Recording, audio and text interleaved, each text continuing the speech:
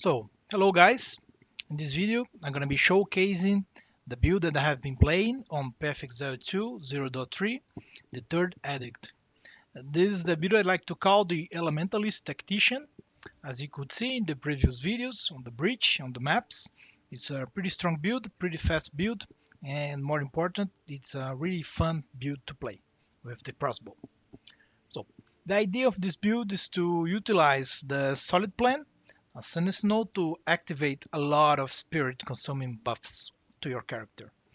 And with this, you can trigger the interaction between Trinity and Elemental Conflux and get tons and tons of extra damage. If you are a normal character and you want to use this, you have to get like tons of spirit. So Trinity is 100 spirit, Elemental Conflux 100 spirit, and Herald of Thunder and Herald of Ice. It would cost you like 260 spirit. But with the solid plan ascendancy node, it only costs you 130 spirit. If you are starting the character and don't have any other source of spirit in your gear, as I was doing before, you can cut the elemental conflux. You only get the extra damage from Trinity, half the damage that you would get from the lightning damage with this build. But if you can get Parry Spirit or something on an amulet or on your body armor gear, you can activate everything. I'm going to be showing you guys the skill gems. I'm going to be showing after that the in-map damage and how everything works. I'm also using the constricting command. I'm going to show how this works. The new helmet of this league. You don't need this to play this build. I just got this today. But if with this, of course, you get more damage. And I'm also going to be showing you the gear. So these are the skills. My main damaging skill is Galvanic Shards. I use this with the Iron's Medal, the new lineage support gem. It's a really good support gem. It makes you doesn't need to reload a lot of time with your crossbow. This is really important. Ice Bite and Bitter. This makes your Galvanic Shards shots get cold damage, and when you get like the cold infusion from the elemental conflux, then the majority of your damage is gonna be cold damage when you are in map. I'm gonna show you guys that after. This is really important, so you can get the resonance from Trinity when you are dealing the cold damage. Yeah, I'm gonna show you guys in the map. Don't worry about that. But these two support gems are really important. I'm also using Defy 2 because I have the constricting command helmet. This is using a transmog, but this is the constricting command helmet. This makes me be surrounded all the time. So with this Defy 2 support gem, all my damage is lucky. This is really important. Give me a lot of damage because most of my damage is lightning damage. And also my mana, it doesn't worry, doesn't matter if I have mana or not. So insufficient mana doesn't prevent the use of supported skills while I'm surrounded. And again, I'm surrounded all the time. I'm gonna show you guys. I can just shoot, and even if I don't have mana, it keeps shooting anyway. Again, if you don't have this helmet yet, I just got it today. You can use another support, damaging support gem here, like Elemental Armament 2, or other support gems like the Liberation, or you can use Rapid Attacks, whatever damaging support gem you want to use here. I got these two, the Rakiatas Flow. This cost me probably 20 divines. This is not needed again for the build, but it gives you a lot of damage as well. If you are in mapping and you find a tough rare monster, elite monster, you can, after you shock the monster with the galvanic shards, you can switch to the shock burst rounds and finish it.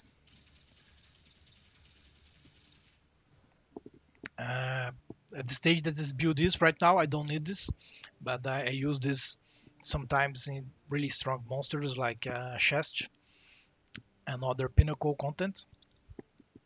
You can see the damage is pretty high, and when you go in map, you're gonna see this much higher. Also, for single target damage at the start of the fight, I like to use the Plasma Blast and start with the Plasma Blast shot, and gives me lots of damage. You can see here, without any of the buffs, I get close to 2 million average damage per use. So with the shock burst rounds, I'm using the rapid attacks for attack speed, the deliberation for more damage, doesn't matter, the movement speed penalty because I'm focusing on finishing one strong monster. The concentrated area gives more damage to the pulse. Elemental armament 2 for more elemental damage, and elemental focus for more elemental damage. It doesn't matter because this skill doesn't inflict any elemental ailments. Is shock burst rounds. It gives a small damage projectile, and if the target is shocked, it gives you a pulse. So the pulse is really the big part of damage. You can see here the pulse is now close to 1 million because the elemental conflux. So you've shocked the target with the galvanic shards, and if it doesn't die, you can switch to the shock burst rounds and finish the job. For Plasma Blast, I like to put the inevitable critical, so you only use this once. It always have 200% critical hit chance. The Ambush, because you're only using this with enemies on full life. The Garrican's Resolve gives you bifurcate critical, gives you more chance to get critical, and if you crit 2 times, it gives you double the critical damage bonus. Elemental Armament 2 for more elemental damage, and this, it doesn't really need this. You always shocking, and you can put like overcharge here that will increase the magnitude of shock.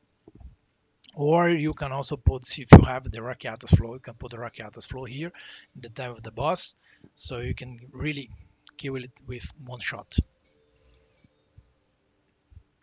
So for the spirit buffs, the elemental conflux, every 8 seconds it gives me 65 more damage with the specific element. So this is what's happening here. It's lightning damage, this is the strongest one. You can see here on the galvanic shards beam. Now it's fire. The fire part is buffed, fire damage, and every 8 seconds it changes. And it works really well with Trinity. The way that Trinity works, if when you give elemental damage, you gain resonance, and for every 30 resonance of any type, you get 7% more elemental damage. So if you have the maximum amount of resonance for each elemental is 300, so if you have 300 resonance with the element, you get 70% more elemental damage. This is crazy. It's a lot of damage. I'm gonna show you guys in map how that works. So theoretically, if you have 300, what happens in this build, if you had 300 resonance with cold damage and lightning damage, you get 140 more elemental damage. That's a lot of damage. And also the Herald of Thunder, I'm shocking the enemies every time with Elemental Armament 2, Deadly Herald, Lightning Attunement, Elemental Focus, and I put this Cannibalism here so I can get more life recovered when I kill an enemy. And Herald of Ice with Elemental Armament, Deadly Herald, Cold Mastery, Bonus Shrapnel. This is really good. Since I'm the tactician using the pin ascendancy nodes, the enemies are always pinned if they are not dead. So when that pinned enemy dies, it activates the Bone Sharpen Explosion that deals 25% of pin targets maximum life as physical damage. So if you kill like a pinned really big elite with when he's pinned, you get a really big explosion that kills everything. And also magnified area, form or area. I'm also using the banners on my weapon set 2. I'm gonna show you guys on the passive tree how that works. So when I want to use the banners, I just weapon swap and place the two banners. It gives me like a lot of damage. You can see the galvanic shards beam. Now it's like much more damage because of the war banner that gives you 25% more attack damage and attack speed, so it's a lot of damage, and the defense banner. So in the banners, I'm using refraction 2 and refraction 3. You can put whatever. Prolonged duration, magnified area 2 for more area of the banners, expense for more area of the banners. This cooldown doesn't matter. The banners, they last for, I guess, 30 seconds or something. 25 seconds, so the 8 seconds cooldown doesn't matter, and also it's a really big area. That's basically the whole screen.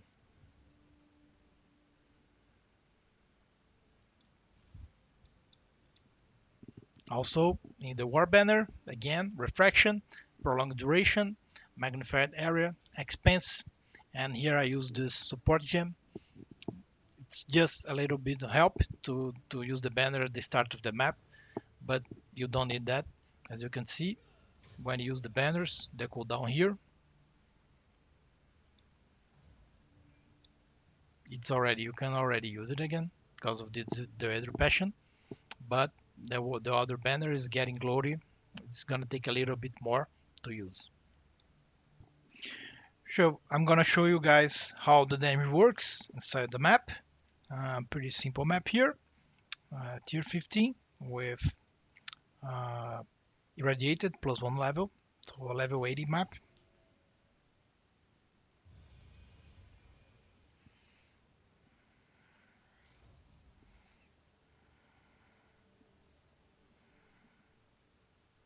So you can see all the spirit is active on weapon set 1, and then on weapon set 2 I have my banners.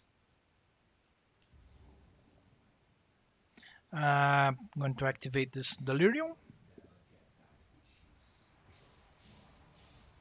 So you can see down there on my buff bars, the electricity damage, the lightning damage buff is already full. So when I get the code, now I got the code. So the code damage is already full. So I have 140% more damage. You can see the damage of the skill now is 200,000 DPS. So it just deletes everything.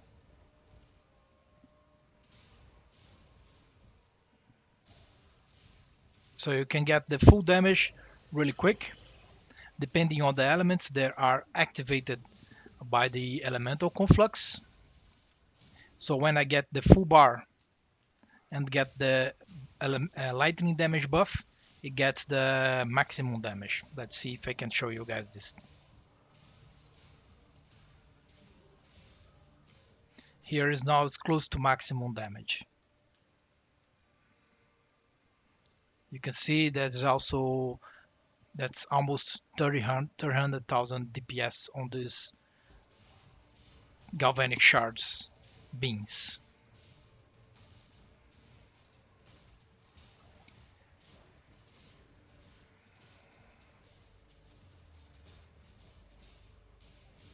You can see these two bars, they keep being full all the time. That's a lot of damage added extra.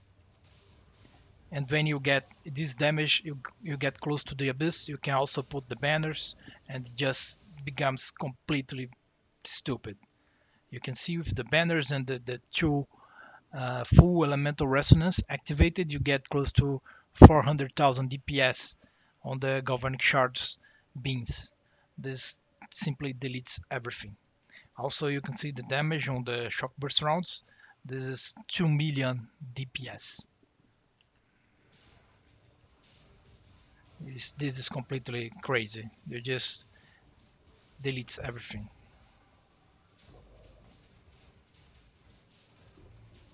And also you can see how the enemies are pinned, so they don't move. Even if you don't kill them with one shot, they just get pinned to the ground. And with the ascendancy points, you they also can't make any actions.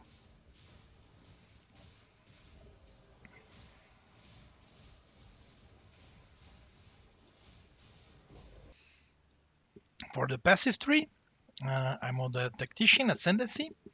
The more important point is here, the solid plan that gives me efficiency on using the persistent buffs. I'm also using the banners.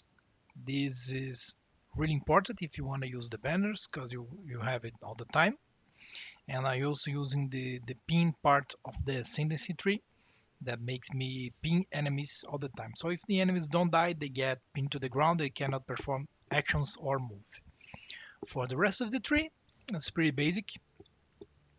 Um, this is really important for the Plasma Blast because if you haven't dealt a critical hit recently, this is when you are dealing with Pinnacle boss, you get 80% increase the critical hit chance. As you can see, I'm using the banner nodes on weapon set 2. This is really important.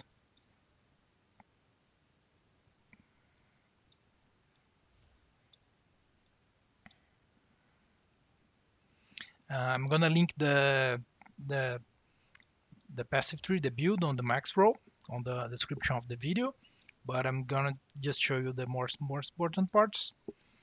This is a build that needs a lot of attributes because you are using strength, dexterity, and intelligence for skill gems.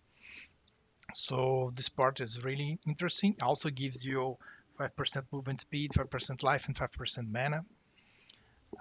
For the defenses, I'm using Iron Reflexes, converting all my energy evasion to armor.